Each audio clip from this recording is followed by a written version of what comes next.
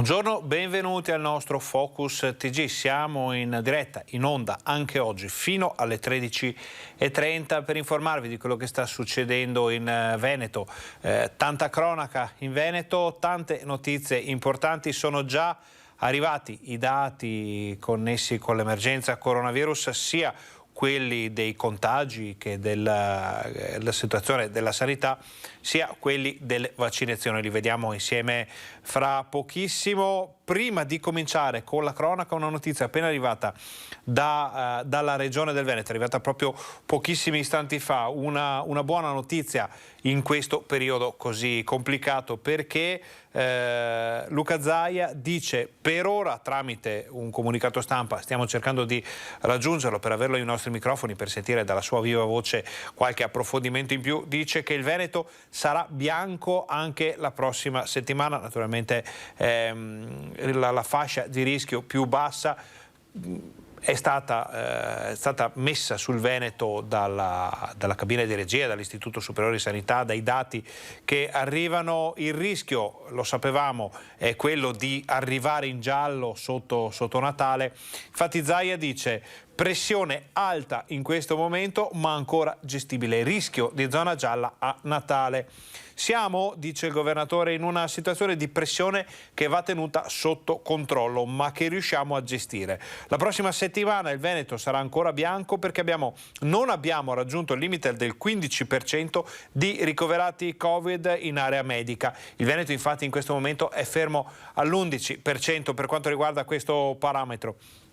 Ricordiamo che i parametri per il passaggio di soglia sono di solito tre, sono le terapie intensive impegnate, che devono essere più del 10% per passare, e questo purtroppo il Veneto l'ha già sforato, e infatti siamo al 12%, ci fanno sapere dalla regione, e l'incidenza siamo a 371,1 casi ogni 100.000 abitanti, il limite è già superato da un pezzo perché era di 50, quindi 2 parametri su 3 ci pongono in zona gialla. Ci salva per ora il parametro dei ricoverati Covid in area non critica, che non supera la soglia prevista dalla normativa. Però dice Zaia, attenzione, perché se la settimana prossima, ovvero fra qualche giorno, dovessimo superare il parametro del 15% dei posti occupati in area medica, vorrà dire che nella settimana di Natale saremo in giallo. I dati di oggi, dice Zaia, ci dicono che su 131 ricoverati in terapia intensiva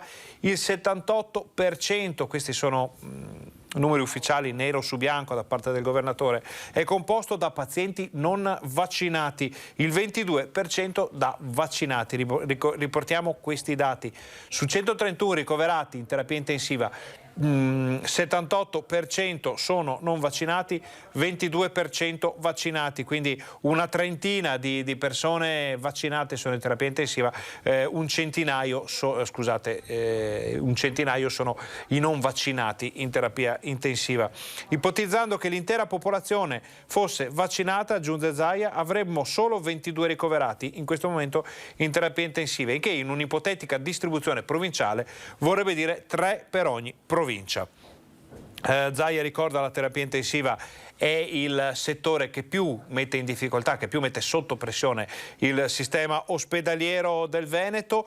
Dobbiamo prendere atto che il vaccino sta funzionando e che, visto che c'è stata una grossa pressione dai non vaccinati. Allora, questi sono i dati che ci sono arrivati e le dichiarazioni ufficiali che ci sono arrivate dal governatore Luca Zaia, che dice: restiamo in zona bianca la settimana prossima, per Natale si vedrà. Adesso, visto che ne stiamo parlando, vediamo assieme i dati di queste ultime ore. Li vediamo con la regia di Alessandro Costacurta, sono quelli freschi di questa mattina, quindi possiamo vederli e commentarli insieme.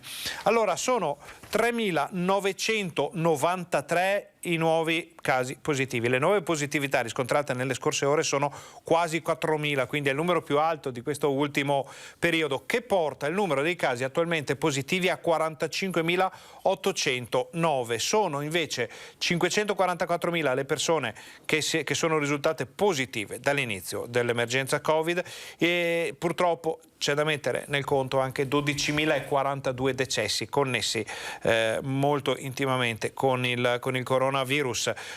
Questo è un dato. L'altro dato che però potrebbe darci qualche spiraglio per l'immediato futuro è quello degli ospedali, perché purtroppo l'area medica, l'area non critica fa registrare altri ingressi. Sono 852 le persone ricoverate in questo momento in area non critica, di cui 769 ancora positive, 83 che si sono negativizzate.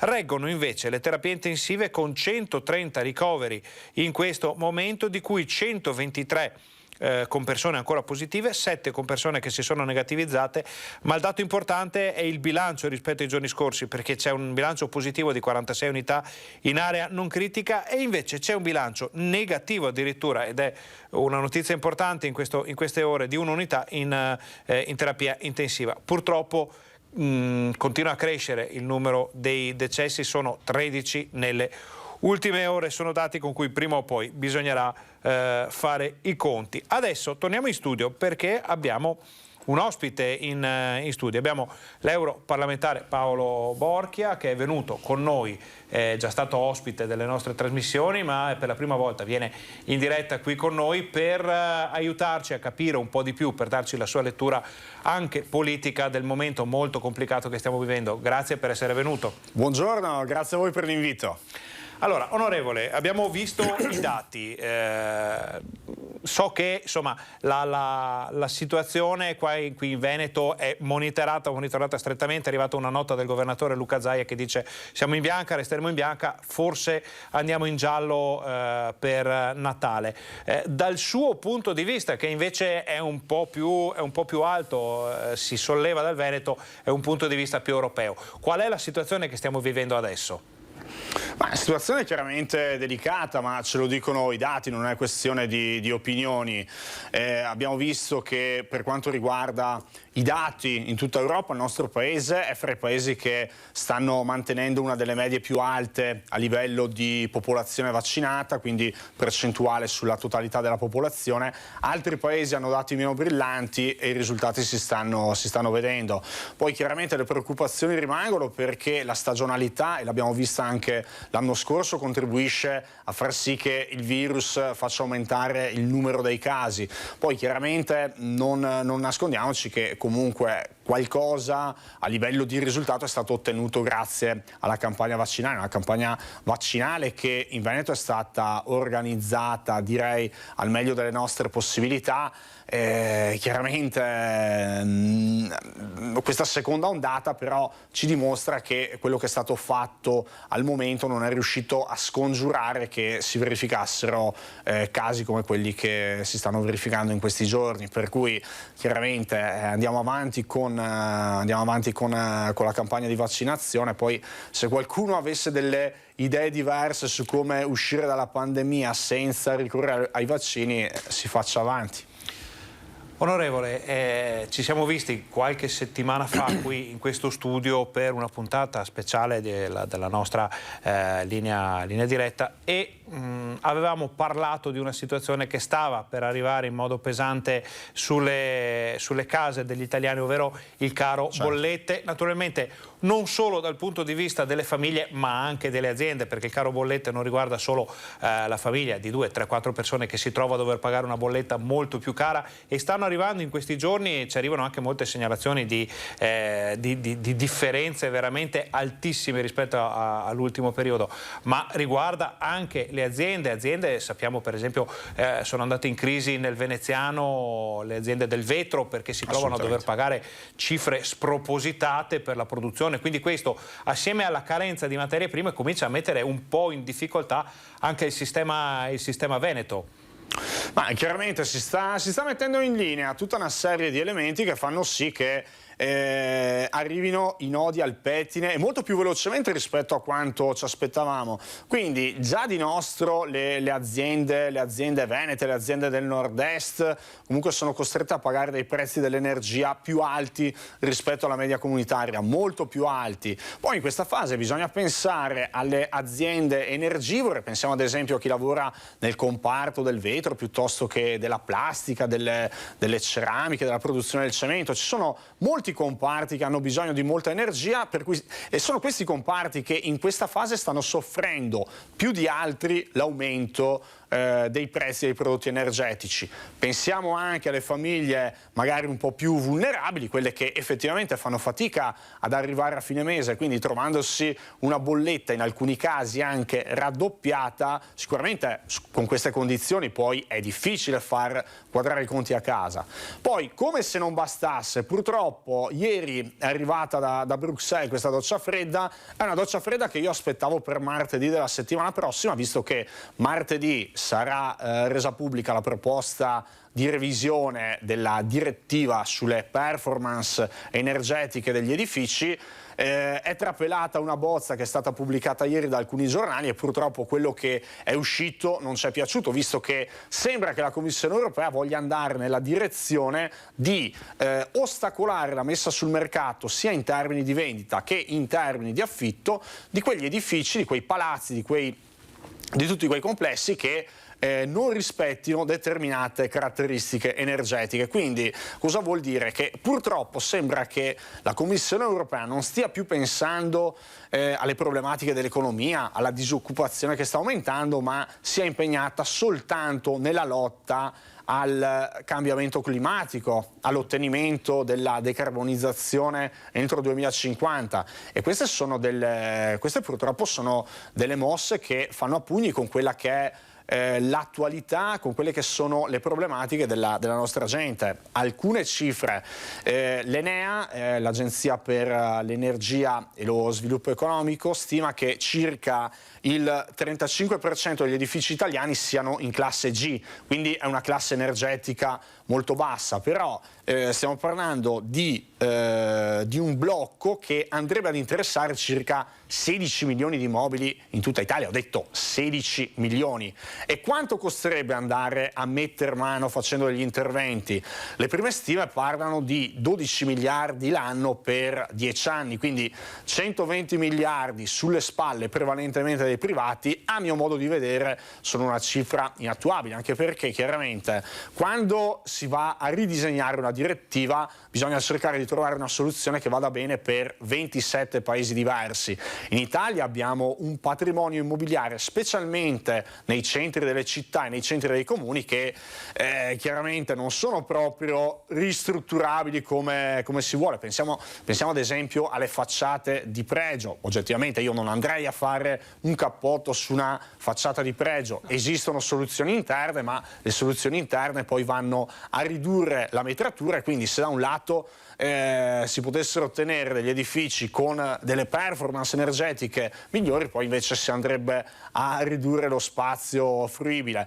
Per cui fondamentalmente, specialmente per un'economia veneta caratterizzata da tanto risparmio, caratterizzata da investimenti, magari per dare la possibilità ai figli o ai nipoti di trovarsi il proverbiale pezzo di casa, sicuramente questa notizia non rappresenta una buona notizia. Comunque l'unica cosa che posso garantire è massimo impegno, perché questo è un approccio che assolutamente non ci va bene, è un approccio che va contro quelle che sono le necessità del nostro territorio, contro il buon senso, e quindi faremo il possibile per andare a smontare quelle norme che andranno ad intaccare la possibilità di vendere o affittare quegli immobili che non rispettino determinati standard. Questo è un tema che interessa moltissime famiglie, non è il punto di caduta non è immediato. Ne parliamo perché l'onorevole l'ha definita un euro follia, ne parliamo dopo la pubblicità. State con noi, torniamo fra pochissimo.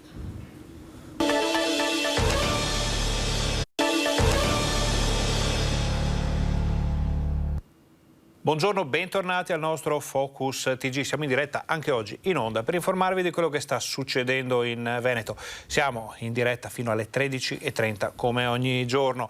In Veneto succedono cose adesso, ma succedono anche cose non decise in Veneto che potrebbero avere delle ricadute davvero importanti nel futuro, se non nell'immediato futuro, però fra qualche anno. Ne stiamo parlando con l'eurodeputato Paolo Borchia, il quale ci ha parlato di una faccenda che lui definisce un'eurofollia, quindi un percorso che potrebbe portare fra qualche anno all'impossibilità di affittare o vendere le case per gli italiani, anche per i veneti naturalmente, se non ci saranno determinate specifiche riguardanti il consumo energetico. Onorevole, ci può spiegare magari qualche piccolo dettaglio di quelli che potrebbero mettere in allarme di più magari i nostri telespettatori?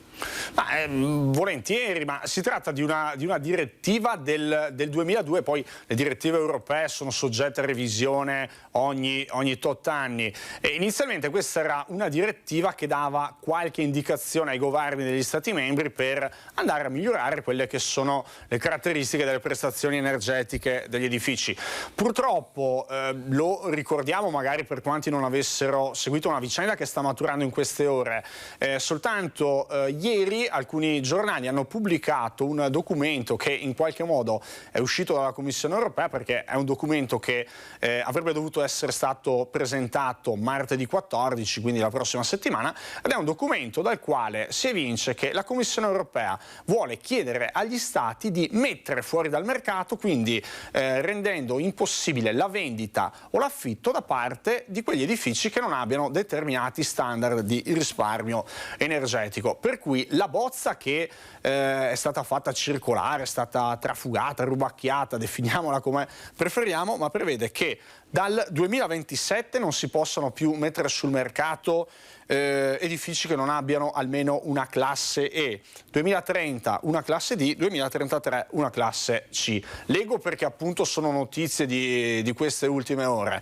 Cosa significa? Significa che per una regione come il Veneto, che ha delle caratteristiche ben determinate, dove tutti quanti cercano di mettere da parte i soldi per comprarsi magari il pezzo di casa da lasciare per il figlio e i nipoti, chiaramente un approccio punitivo di questo tipo rappresenta, come ho avuto modo di definirlo ieri, una eurofollia, perché a livello di buon senso assolutamente non ci siamo. Viceversa, in altri paesi che hanno caratteristiche diverse dal Veneto, altri paesi dove magari la gente sta in affitto tutta la vita e magari gli edifici sono gestiti da delle società per azioni, da delle multinazionali, quindi da entità molto grandi, chiaramente andare ad investire su lavori di questo tipo può essere meno oneroso e può essere più semplice rispetto a quanto invece succede in Italia. Per cui chiaramente noi come Lega riteniamo che questo sia un approccio eccessivamente punitivo, è un approccio che non tiene conto della realtà del nostro territorio, per cui qui lo dico, siamo pronti a fare le barricate, perché questo è un approccio che assolutamente non va bene. Soprattutto l'Europa deve capire che in particolar modo in questa fase storica le persone, così come le aziende, hanno bisogno di una mano e non hanno bisogno, scusatemi, di ulteriori ostacoli o rotture di scatole, per cui quello che faremo noi andrà in questa direzione. Questa di cui stiamo parlando è un po' uno scoop, una novità davvero, perché anche facendo un po' una ricerca online vediamo che se ne sta parlando proprio a livello di, come si può dire, embrionale, quindi il fatto di poterne parlare qui con un eurodeputato durante il Focus TG, che è una delle nostre trasmissioni più viste, ci permette di portare all'attenzione dei veneti questa situazione che rischia di diventare davvero complicata. Onorevole, cambiamo argomento, vediamo assieme un servizio che ci parla della sicurezza. Vediamo la rapina in villa a Casa del Re delle calzature. Ho cercato di gestire la situazione parlando con i banditi perché si mantenessero calmi. Certamente abbiamo avuto molta paura. Poche parole nell'essenzialità di fatti, racconta così Fernando René Cauvilla gli attimi di terrore vissuti durante la rapina armata nella propria villa di Stra, a 2 passi dal centro. L'assalto ieri sera qui nella villa dell'imprenditore del calzaturiero René Cauvilla, erano circa le 20:30 quando i banditi armati hanno scavalcato il muro di cinta della villa settecentesca. A quell'ora senza l'allarme inserito. E il nodo sta proprio qui. Si indaga in particolare su come potessero sapere i malviventi che l'allarme perimetrale non fosse ancora stato inserito, a cominciare dal fatto che venisse temporaneamente disattivato proprio all'ora di cena. A funzionare invece le telecamere poste tutto attorno alla villa.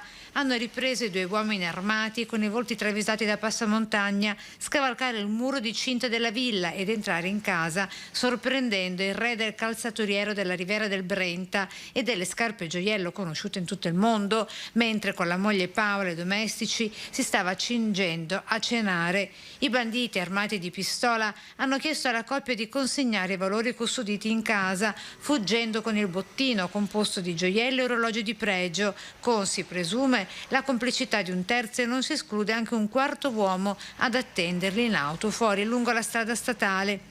Azione malavitosa durata più di mezz'ora, tra i 40 e i 45 minuti di puro terrore. L'intero paese è oggi sotto shock dopo aver appreso la notizia, con i vicini di casa dei rimpettai che si dicono terrorizzati. Più di chiuderci dentro non è che possiamo fare chissà cosa. C'è chi ha la possibilità di avere l'allarme, chi invece no, però insomma noi le precauzioni insomma le prendiamo già. Allora, onorevole Paolo Borchia, eurodeputato, passiamo dalle mani in tasca, le mani sul mattone dei veneti, degli italiani, alle armi in casa, quindi la sicurezza. Qual è la situazione che stiamo vivendo? C'è davvero un problema sicurezza? È una percezione invece che cambia con il passare delle stagioni?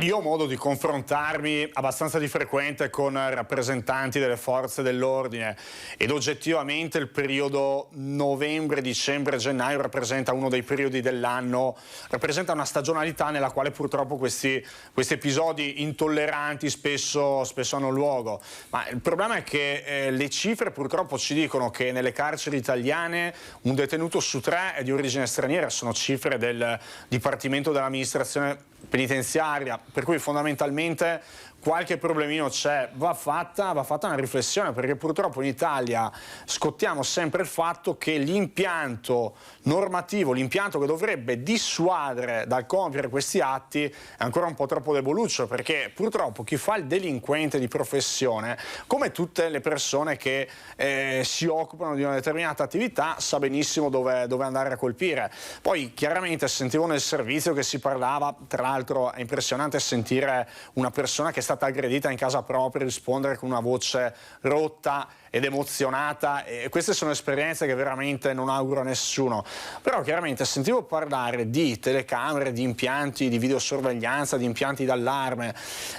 Purtroppo non tutti hanno la possibilità di permettersi queste misure, e poi purtroppo, e lo ripeto, nel momento in cui c'è un impianto sanzionatorio che è debole, poi questi continuano a delinquere, anche perché è inutile poi vedere le forze dell'ordine che magari al termine di indagini molto lunghe e complesse e di conseguenza molto costose hanno la possibilità di andare ad arrestare gli autori, e poi magari si vede che il magistrato di turno, adesso non voglio fare populismo all'acqua di rose, però purtroppo fa parte della nostra quotidianità vedere che il magistrato di turno magari si inventa tutte le attenuanti del caso e poi queste persone dopo poche settimane sono di nuovo in strada.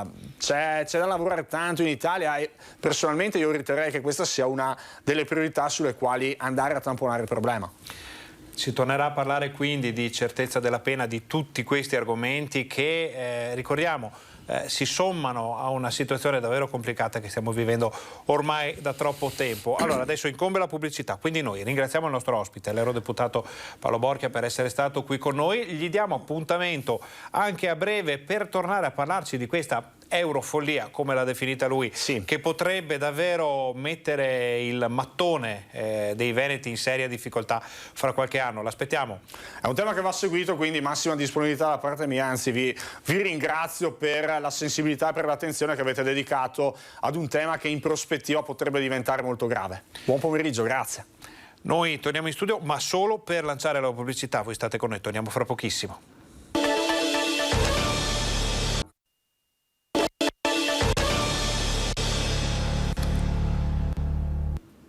Buongiorno, bentornati al nostro Focus TG. Siamo in diretta anche oggi in onda per informarvi di quello che sta succedendo in Veneto. Abbiamo parlato di temi che superano la nostra regione, superano anche i confini nazionali e cadono in Europa con ricadute invece molto pesanti ipotetiche, probabili per tutti noi fra qualche anno. Ne abbiamo parlato con l'eurodeputato Paolo Borchia, ne parleremo di sicuro nei nostri telegiornali. Adesso andiamo avanti con la cronaca, perché arriva una notizia dalla zona della Pedemontana bassanese. Un uomo è andato a comprare della droga, aveva con sé il figlio di 5 anni.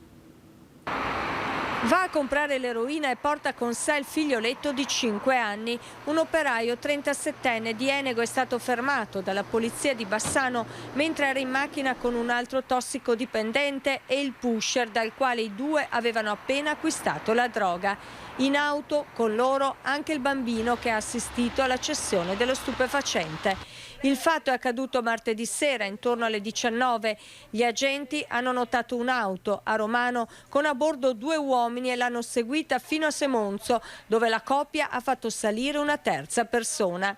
Quando i 3 si sono accorti di essere pedinati, hanno cercato di disfarsi della droga lanciandola dal finestrino. A quel punto sono stati fermati e controllati. Assieme ai 2 tossici, entrambi di Enego, c'era lo spacciatore, un 24enne di Borso del Grappa, e purtroppo anche il bimbo seduto sui sedili posteriori dell'auto accanto al pusher. I 2 eneghesi sono stati segnalati come assuntori di droga. Lo spacciatore è stato arrestato. Restiamo in zona, restiamo nella Pedemontana per una vicenda dei contorni davvero particolari, perché un uomo era stato multato 2 anni fa da un agente della polizia locale e, come si suol dire, come si dice in gergo, gliele aveva promesse. Dopo 2 anni l'ha rincontrato per caso in un locale, si è ricordato di quella drammatica promessa e è andata a finire molto male. Prima o poi te la farò pagare. Una minaccia rivolta 2 anni fa ad un agente della polizia locale di Bassano che gli aveva comminato una sanzione da 1.000 euro per guida con mezzo senza assicurazione. 24 mesi dopo, l'uomo, un 48enne di Romano Dezzelino, ha trasformato quelle parole in fatti. Un 8 dicembre da incubo per il vigile finito in ospedale dopo una violenta aggressione avvenuta in un bar della zona Nuova Firenze in città. Alla vista dell'agente di polizia locale ha cominciato a inveire, a minacciarlo e pertanto l'operatore ha cercato di allontanarsi, ha cercato di evitare lo scontro, cosa che non è successo perché lo ha seguito e ha iniziato a picchiarlo al volto.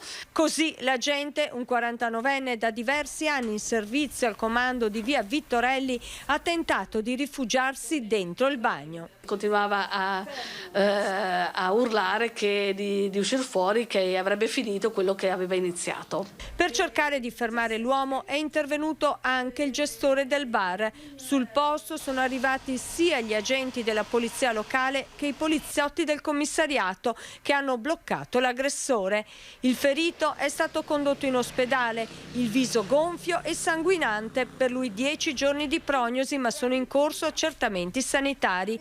Il 48enne è stato denunciato. È stato denunciato per lesioni, per danneggiamento, perché la porta, i vetri, gli specchi del bagno sono stati distrutti, e la minaccia nei confronti del poliziotto.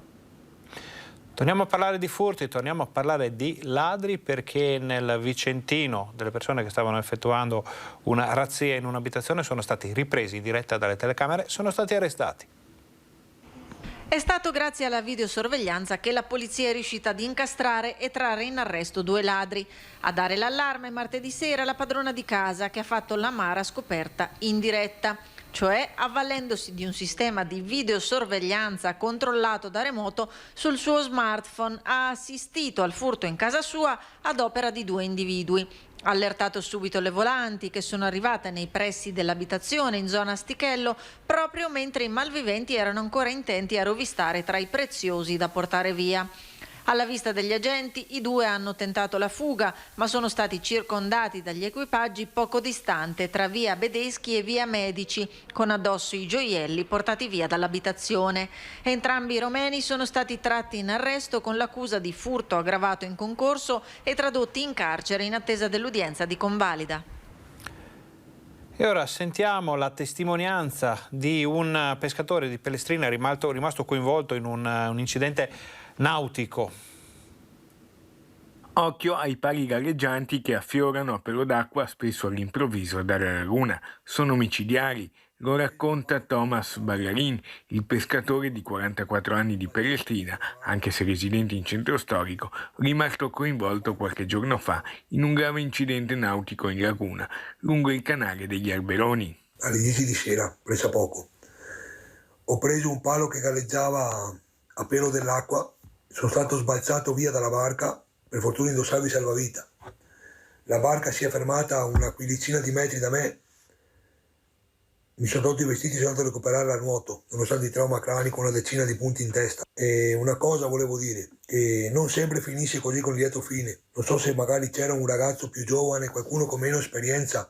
A salvarlo è stata l'esperienza. Il pescatore però lancia un accorato e circostanziato appello. Fare una richiesta a chi di dovere deve recuperare i pali che vanno a Torzio, le ponte delle bricole ancora piantate, i canali non segnalati, soprattutto quelli che collegano le isole, che quando c'è nebbia anche le ambulanze fanno fatica ad andare.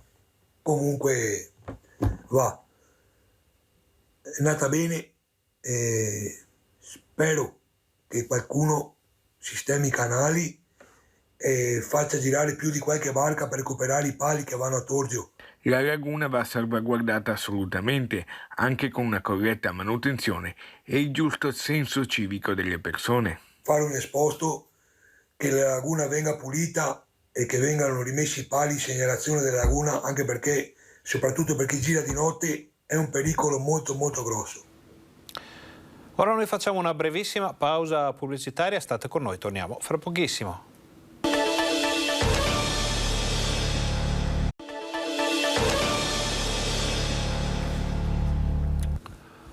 Buongiorno, bentornati al nostro Focus TG, siamo in diretta anche oggi per informarvi di quello che sta accadendo in Veneto. Andiamo a vedere cosa sta accadendo però a Vicenza, dove c'è il nostro Daniele Garbin che ci aspetta in una pausa di un'importante riunione per aggiornarci sulla situazione. Buongiorno Daniele. Buongiorno Ferdinando, buongiorno a tutti i telespettatori. Sì, si è proprio conclusa alle mie spalle proprio la sede della prefettura, c'è stato un incontro col comitato di sicurezza coordinato dal signor prefetto, con questore e i comandanti di Guardia di Finanza e Carabinieri. L'oggetto era proprio il bilancio di 4 giorni di controlli sui Green Pass, questi famosi controlli che hanno coinvolto proprio in maniera massiccia tutte le forze dell'ordine, sia la polizia locale e quindi proprio per i controlli sia negli esercizi commerciali che nei trasporti. Ecco, diciamo subito la buona notizia che i dati sono molto positivi. Sono stati controllati oltre 4.000 persone, esattamente 4.842, e solo 36 sono quelle persone sanzionate proprio per la mancanza di Green Pass. 1.103 gli attività di esercizi controllati e 19 solo le persone di esercizi sanzionati. Quasi praticamente un 1%, meno di un 1% sono le persone sanzionate. Ecco, questo è il macro dato che anche il prefetto ha voluto sottolineare, cioè Vicenza risponde, la provincia rispondono molto molto bene, si sono fatti trovare preparati, ben disposti anche a questo ulteriore giro di vita che è torto collo, però è l'estrema ratio per riuscire a tenere a bada la pandemia. E quindi questo bilancio da una parte dice anche lo sforzo che è stato fatto dalle forze dell'ordine, qui ci sono anche i dati disgiunti tra polizia locale e forze dell'ordine che si sono divise a circa 70 e 30% l'entità dei controlli, non si sono risparmiati.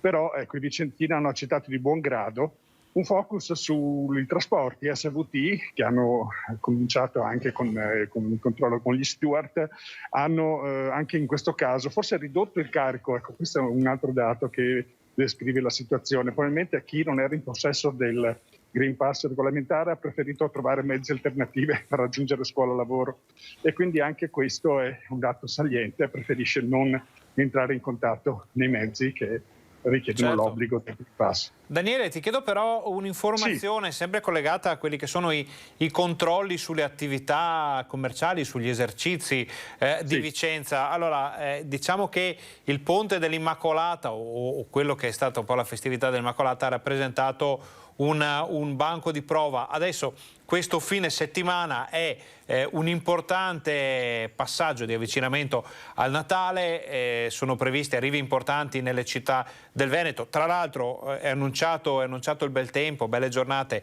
di sole, un po' di freddo, questo lo diciamo per gli amanti delle notizie meteo, un po' di freddo, però ci sarà tantissima gente che si muove verso le città d'arte, verso le città turistiche, verso le città dello shopping, come può essere Vicenza.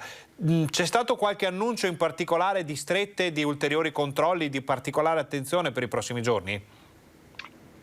Sì, è una questione anche un po' che era stata sollevata dal precedente incontro, anche il presidente della provincia Rucco, che aveva espresso qualche perplessità visto lo sforzo incredibile anche in base ai turni. Tra un po' anche le forze dell'ordine avranno dopo il 15 di gennaio l'obbligo vaccinale, ecco, sono una serie di problemi. E su questo non sembra sia in arrivo qualcosa di particolare, di diverso, ecco, a domanda diretta. Diciamo che stanno cercando di fare questo sforzo e pare che non vengano comunque sottratte forze al normale controllo di routine, soprattutto in questo periodo dell'anno che, oltre a quello che dicevi Ferdinando, è anche statisticamente il periodo delle rapine, magari dei furti, e quindi magari dove c'è più necessità di più attenzione per quanto riguarda la sicurezza. Ecco, su questo proprio ho fatto una domanda precisa al signor prefetto, che ha espresso la sua tranquillità, ecco, nonostante lo sforzo che sta chiedendo. Ha confermato che i comandanti di Guardia di Finanza e Carabinieri stanno facendo l'impossibile proprio per riuscire a garantire l'ordinario servizio e i controlli, ecco. Certo. Questo è uno sforzo che sarà semplicemente almeno fino al 15 di gennaio, ecco. Per fare questo sforzo prolungato pare che insomma si vada, ecco. Quello che volevo in più, a margine quello che dicevi Ferdinando, che oggi è anche l'inaugurazione della mostra La fabbrica del Cinquecento, la fabbrica del Rinascimento.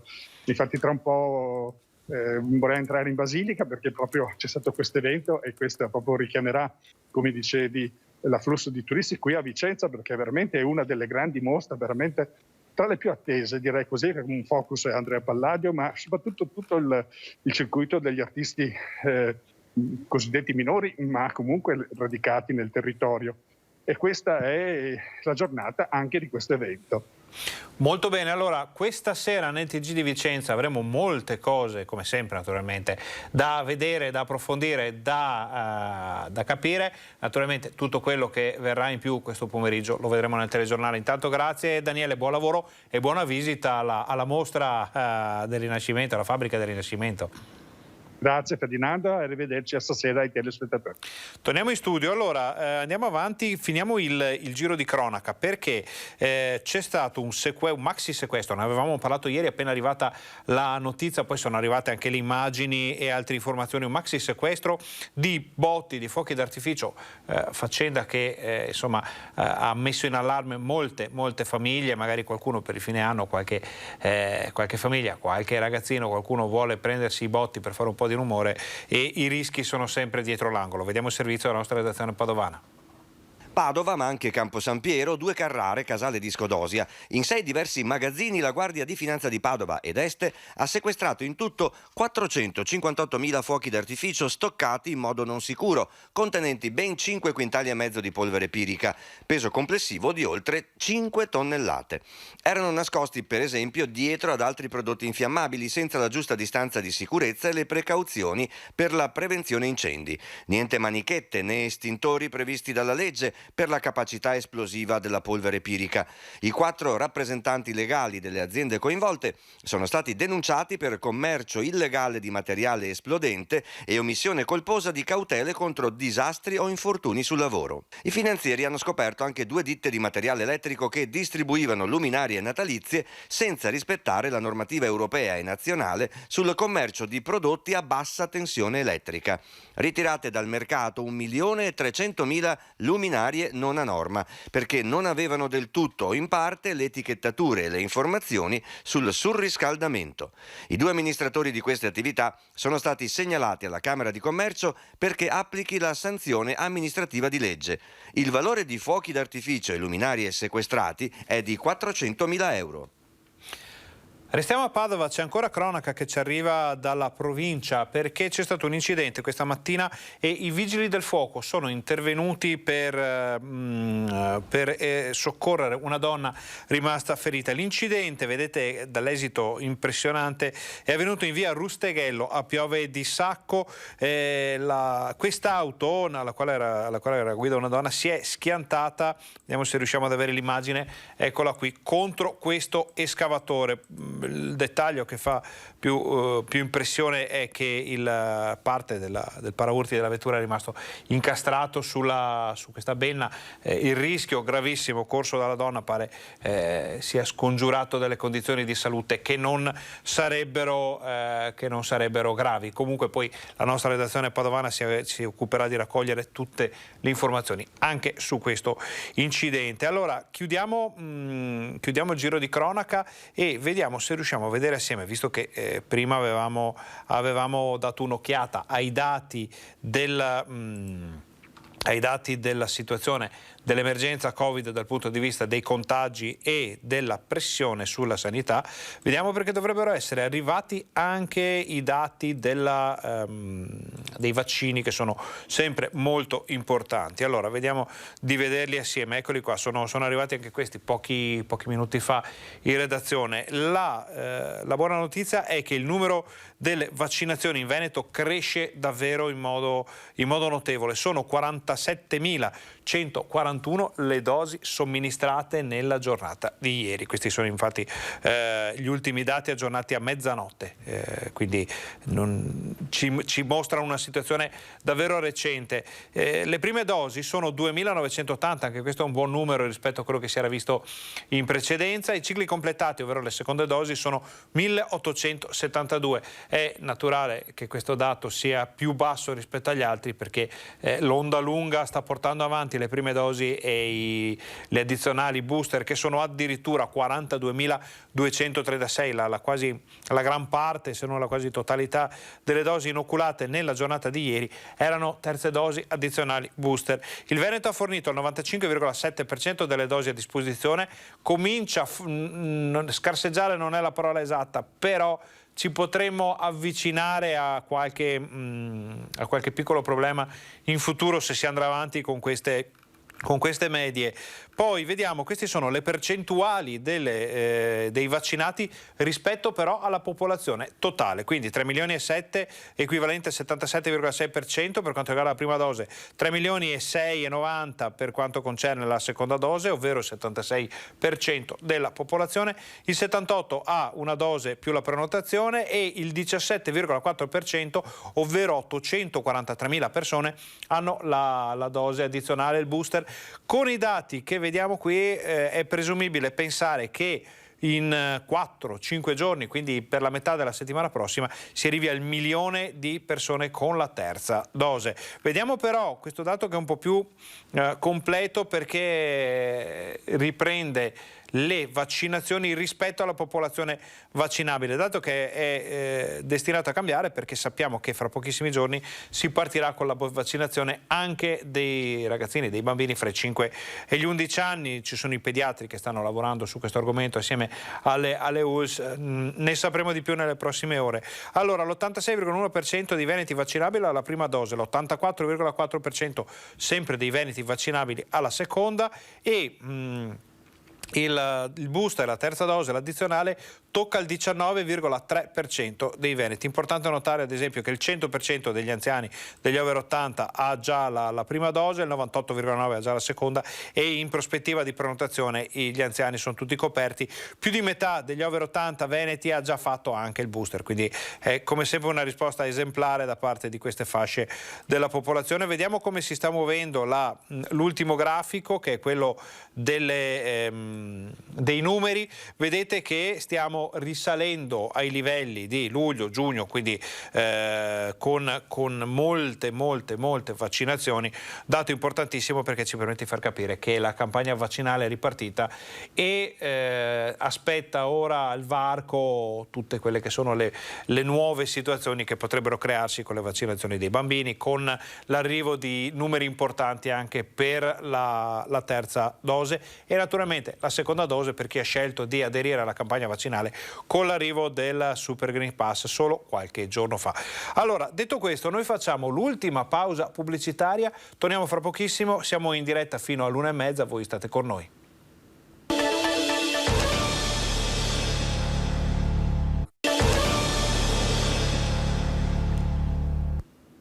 Buongiorno, bentornati al nostro Focus TG.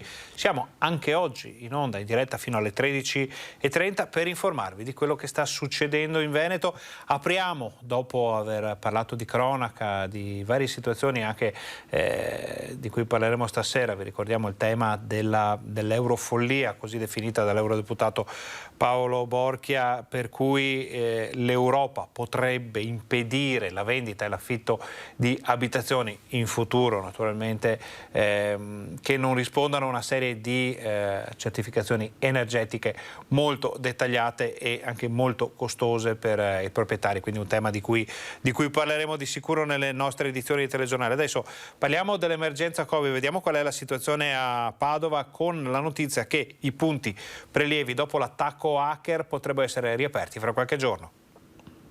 L'USL 6 spera che sia solo questione di giorni e poi i punti prelievi dovrebbero essere riaperti. L'attacco hacker di venerdì scorso alla sanità padovana ha interessato l'intera infrastruttura. I database sono integri ma ci sono problemi di accessibilità ai dati. In queste ore è prevista una nuova unità di crisi per cercare di sbloccare la situazione dei punti prelievi. Restano invece aperti i punti tampone, ma i molecolari vengono processati all'esterno grazie alle altre USL e ai privati, quindi i tempi di consegna dei referti si allungano.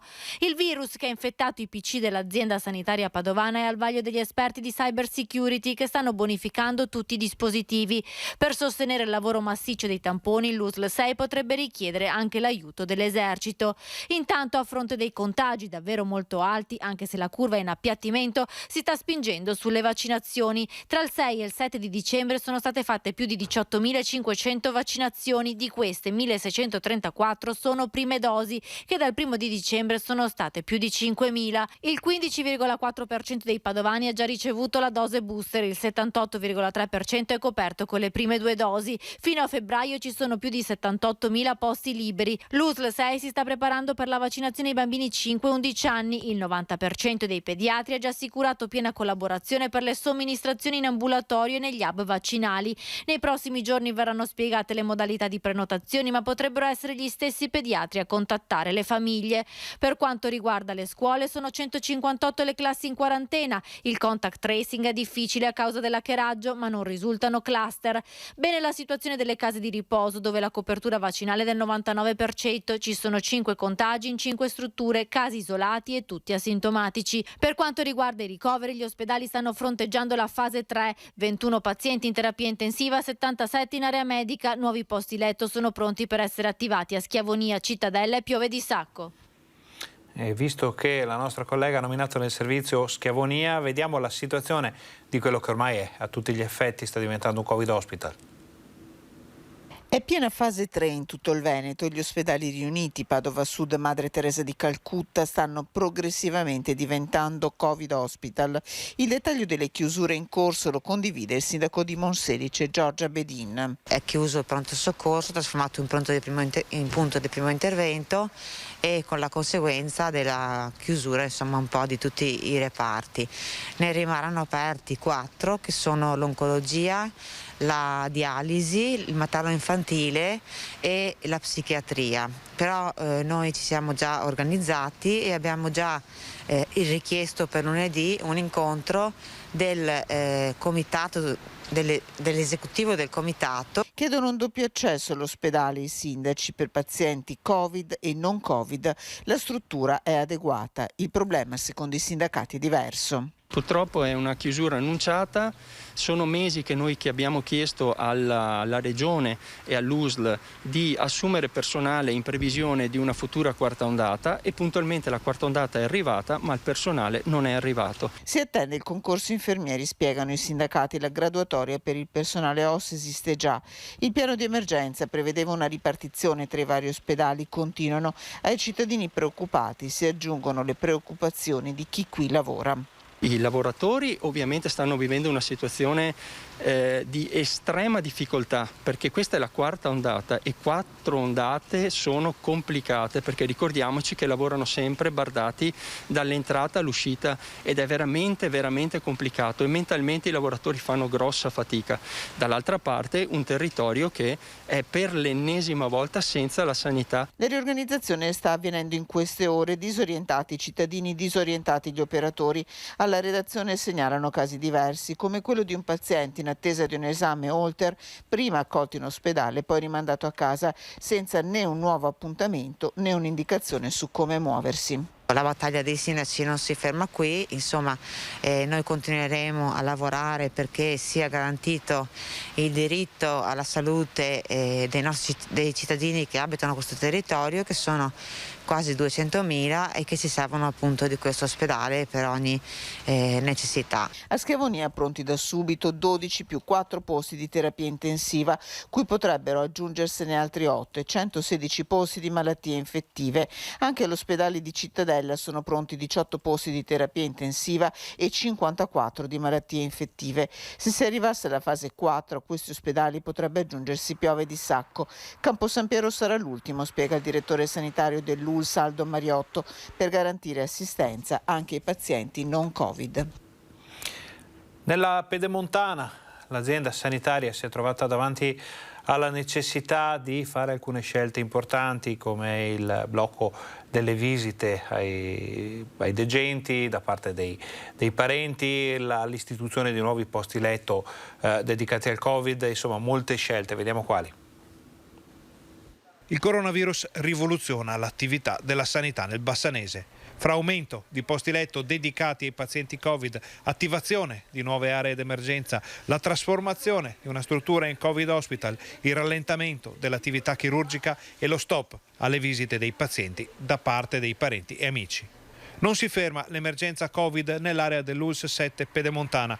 Crescono a ritmo sostenuto tanto i nuovi positivi quanto i ricoveri. Le persone attualmente in ospedale sono 89, di cui 29 al San Bassiano. Fra queste 25 sono in area medica, 4 in terapia intensiva. 41 sono i ricoverati al Sant'Orso, 10 nell'ospedale di comunità di Marostica e 9 al centro Muzan di Malo.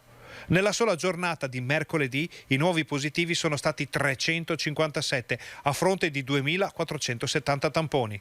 Il dato segna un'ulteriore impennata, lasciando prevedere un nuovo incremento dei ricoveri di pazienti nei prossimi giorni. Per fronteggiare questa emergenza, l'ULSS 7 ha portato i posti letto Covid del San Bassiano da 20 a 25, quelli di Sant'Orso da 36 a 48, ma la pressione sulla sanità impone anche l'attivazione di altre 2 aree Covid nei nosocomi, in modo da predisporre altri 20 posti letto in ciascuna struttura. Queste misure comporteranno in entrambi gli ospedali, a partire da lunedì, un'ulteriore riduzione dell'attività chirurgica programmata. Inoltre l'ospedale di comunità di Marostica sarà completamente riconvertito in area Covid, passando così da 10 a 28 posti letto. Infine, sempre a partire da lunedì, saranno sospese le visite ai degenti ricoverati in tutti gli ospedali dell'ULSS 7. Con questa situazione è facile pensare che si possa arrivare in tempi purtroppo rapidi anche a un ritorno importante della DAD, la cosiddetta didattica a distanza, per tantissime scuole. Ne abbiamo parlato con l'assessore all'istruzione Donazzan. Io voglio fugare assolutamente ogni ipotesi di chiusura, salvo veramente condizioni molto gravi che oggi non ci sono. Le condizioni gravi non sono soggettive, non le decido io, non le decide nemmeno il presidente Zaia, sono legate a dei parametri, e i parametri sono quelli degli ospedali, di quanto i nostri ospedali possano o meno andare in difficoltà, è quello che dobbiamo evitare.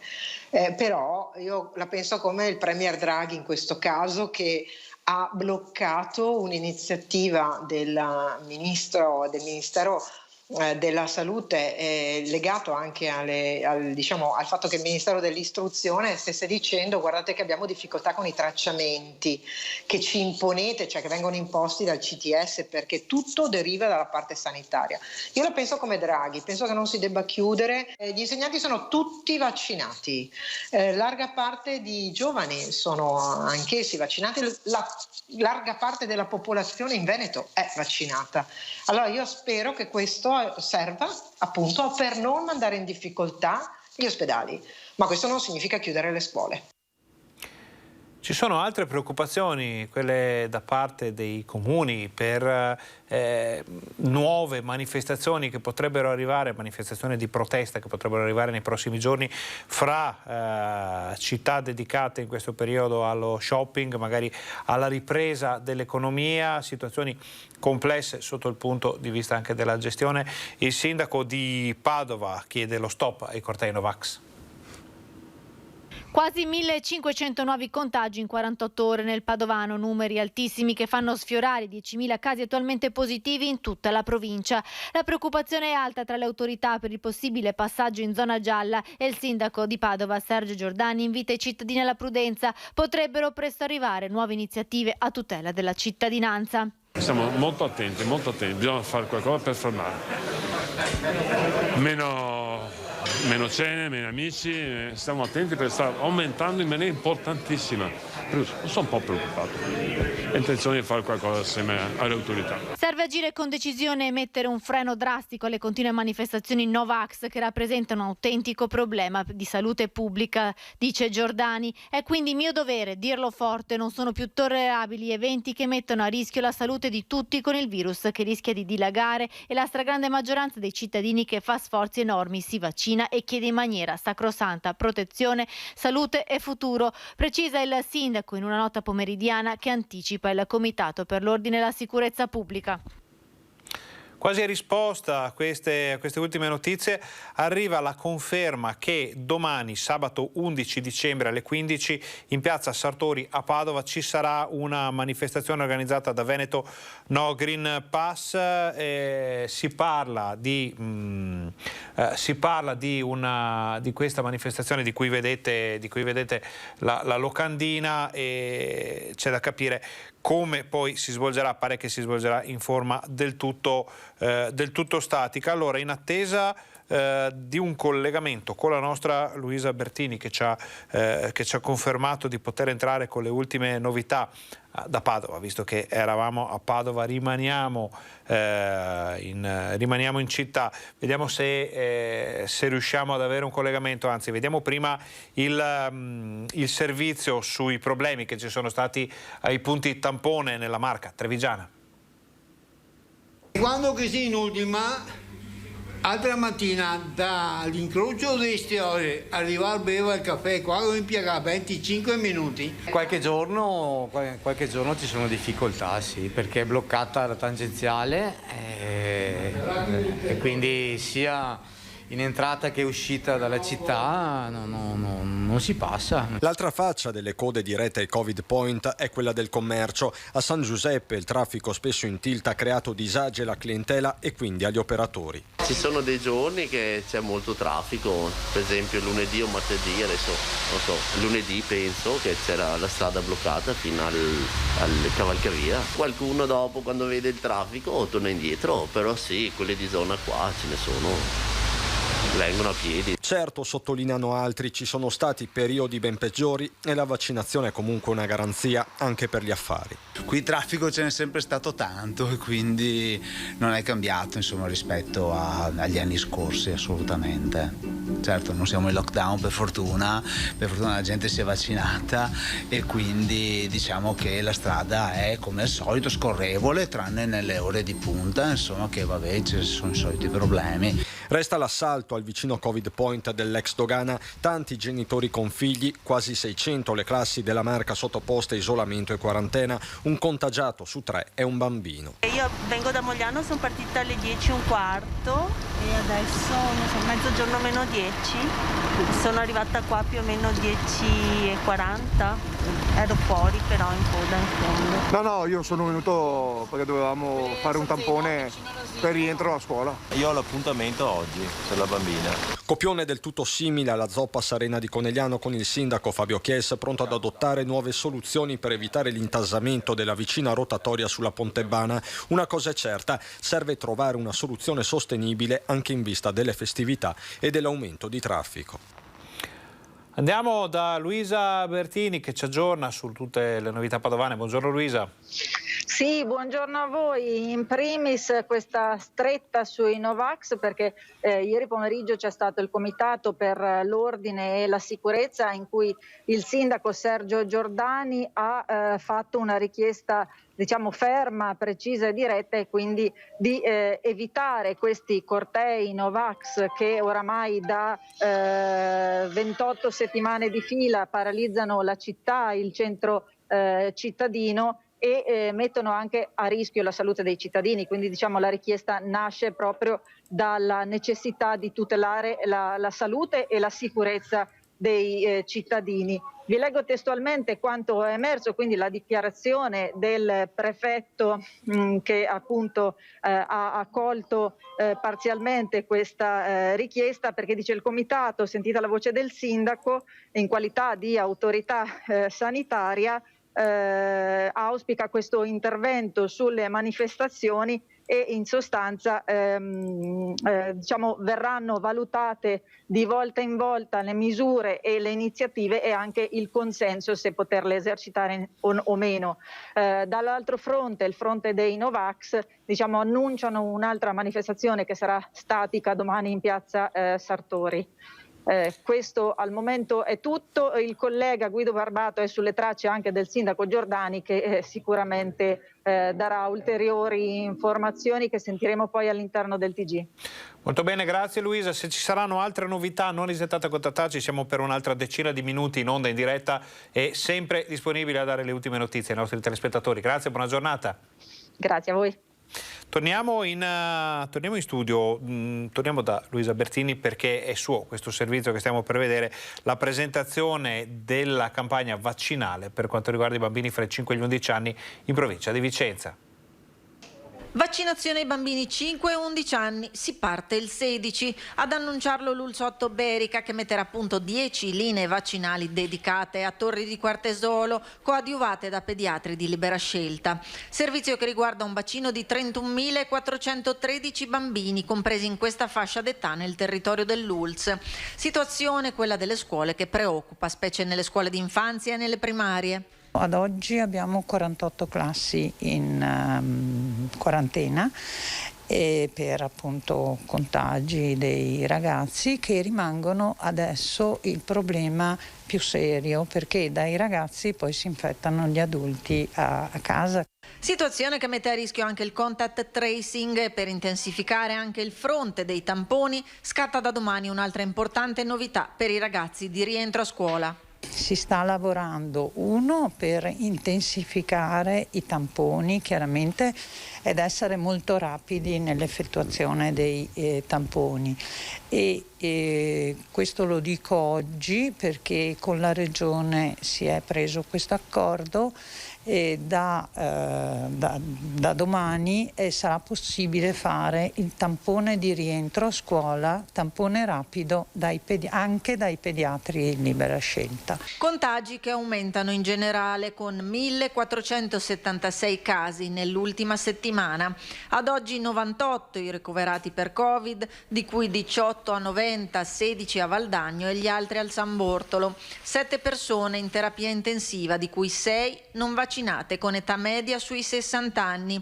E con la crescita dei casi e dei ricoveri scattano ulteriori aperture di posti Covid. Noi siamo già partiti con le attivazioni che avevamo già fatto nella scorsa fase, quindi 20 posti di medicina presso il San Bortolo. In questo momento altri 20 sono a Noventa e 20 sono a Valdagno. Valdagno da lunedì passerà a 28 perché stiamo saturando i posti della medicina. L'invito rivolto a tutti i cittadini in questa fase delicata, sottolinea il direttore generale, è quello a dimostrare il proprio senso civico.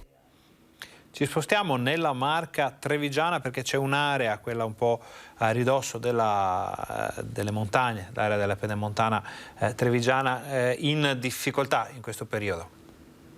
Oggi ho parlato anche con la Presidente e sto mandando via una lettera a tutti i sindaci chiedendo a loro di poter emanare un'ordinanza dell'utilizzo della mascherina anche all'aperto, in modo tale negli assembramenti di evitare ovviamente la trasmissione del virus. Destinatari della missiva sono i sindaci del distretto di Asolo, cuore di quella pedemontana Novax dove il contagio galoppa, così come i ricoveri. Qui l'incidenza resta salda sopra i 600 casi ogni 100.000 abitanti, record Veneto. Io spero sia poi adottata da tutti i comuni del distretto di Asolo. Resta un quadro in rapida evoluzione nel giorno in cui si attiva il Covid Hospital al San Camillo e si riorganizza gradualmente Vittorio Veneto. Stanno crescendo i ricoveri, siamo ormai a 264 ricoveri, di cui però 58-59 sono in ospedale di comunità. Abbiamo 16 persone in terapia intensiva, ormai tutti non vaccinati e anche giovani, perché abbiamo una persona anche di 47 anni. E quindi la situazione diventa un po' difficile. Che il virus non molli la presa lo si vede ancora nei Covid Point. Oggi la situazione più critica è stata la zoppa Sarena di Conegliano. Questo è dovuto anche al fatto che purtroppo anche i nostri collaboratori si ammalano perché sta girando la parainfluenza, l'influenza eccetera, quindi abbiamo avuto 2 operatori che mancavano e quindi basta che manchino 2 operatori e automaticamente 200-250 macchine si posizionano in più perché non vengono ovviamente smaltite. Più in generale l'appello dell'ULSS 2 è quello a non concentrarsi nelle prime ore della giornata ed evitare di far passare troppo tempo tra impegnativa e test. L'altro fronte è quello dei vaccini. Il 14 è previsto un incontro con i pediatri per approntare la campagna dedicata alla fascia 5-11. Una linea c'è già. Con una linea dedicata e su prenotazione, perché Azienda Zero sta predisponendo il portale in modo tale che le mamme possano prenotare la vaccinazione dei loro figli, evitando quindi assurde code e facilitando la vaccinazione stessa.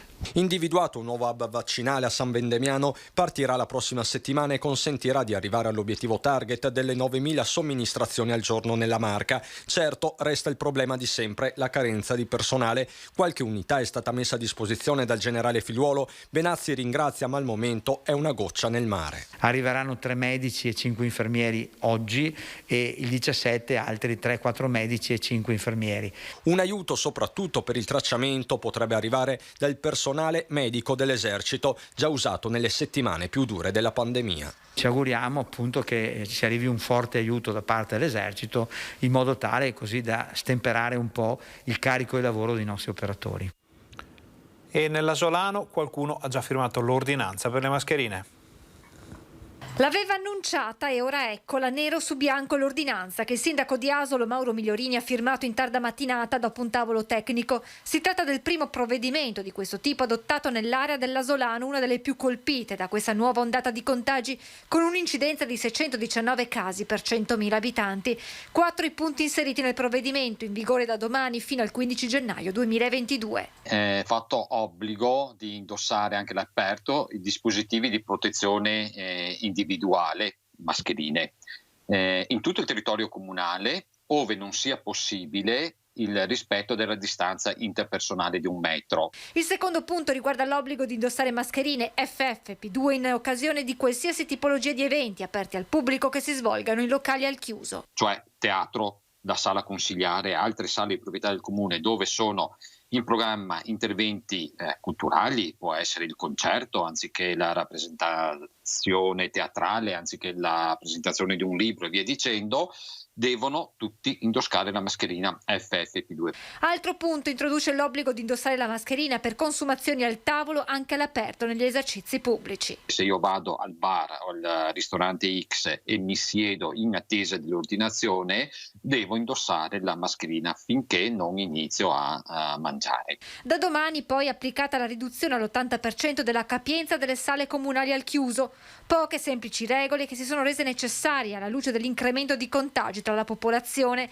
Dal sindaco Migliorini l'auspicio che un provvedimento simile venga adottato anche dai colleghi degli altri comuni dell'Asolano. Dal mio punto di vista non c'è assolutamente nulla da temere, è un atto assolutamente dovuto da fare. Chiudiamo con una raccolta di informazioni e opinioni che abbiamo fatto con i nostri giornalisti. Siamo andati a sentire le persone come vedono l'imminente Natale, che cosa faranno.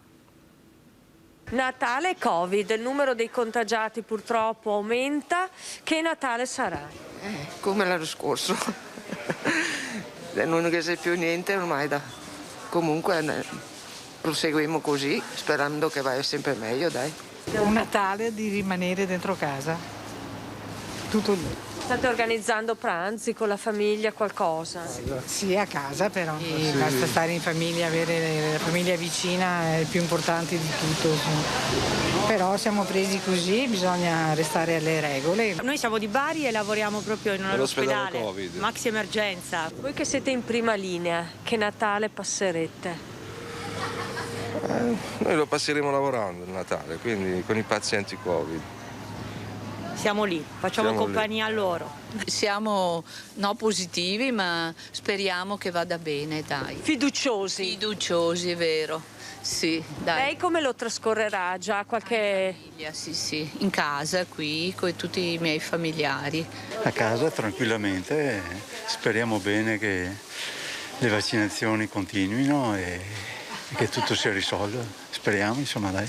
Stiamo cercando di riorganizzare, adesso si vedrà se chiuderanno qualcosa. Lavoro nell'ambiente della ristorazione alberghiero, perciò domani mattina devo partire per la stagione invernale, per Campiglio, quindi speriamo che non sia un Natale come quello dell'anno scorso. Che cosa si aspetta da questa stagione invernale?